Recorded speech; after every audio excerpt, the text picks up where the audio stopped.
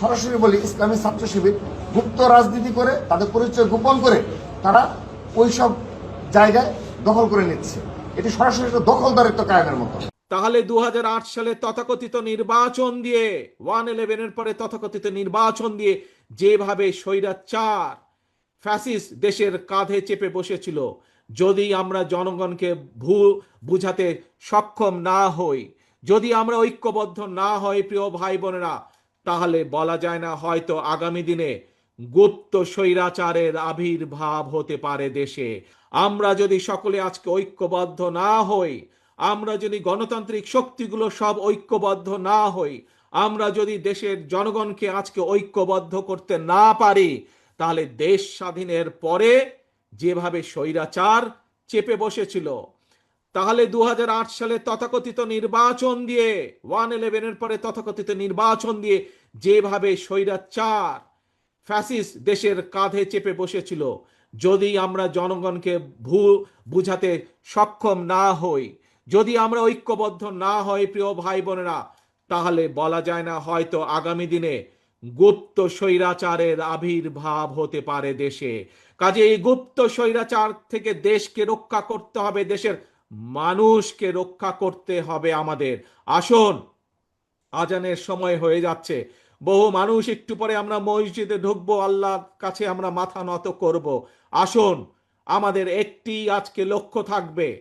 কি সেই লক্ষ্য?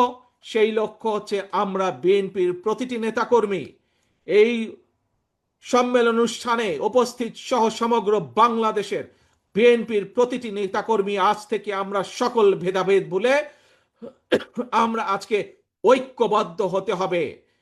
আমাদেরকে জনগণের পাশে দাঁড়াতে হবে, আমাদেরকে দেশ গঠন করতে হবে, এর কোনো বিকল্প নাই। দেশকে যদি গঠন করতে হয় আমাদেরকে ঐক্যবদ্ধ হতে হবে, ঐক্যবদ্ধ হবার আমাদের আর কোনো বিকল্প নাই। প্রিয় ভাই বোনেরা, আজ এটিই হোক আমাদের প্রতিজ্ঞা, এটিই হোক আমাদের শপথ।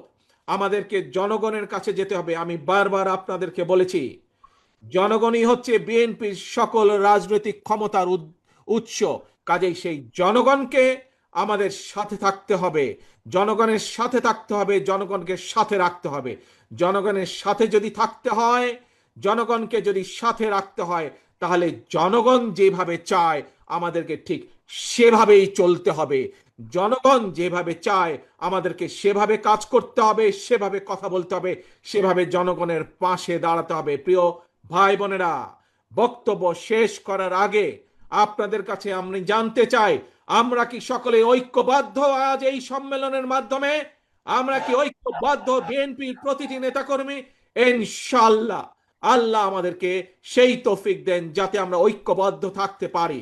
আমাদের একটি আরেকটি ইম্পর্টেন্ট কথা, জরুরি কথা কি সেটি? সেটি হচ্ছে আমাদের সবচেয়ে লক্ষ্য সবার আগে বাংলাদেশ।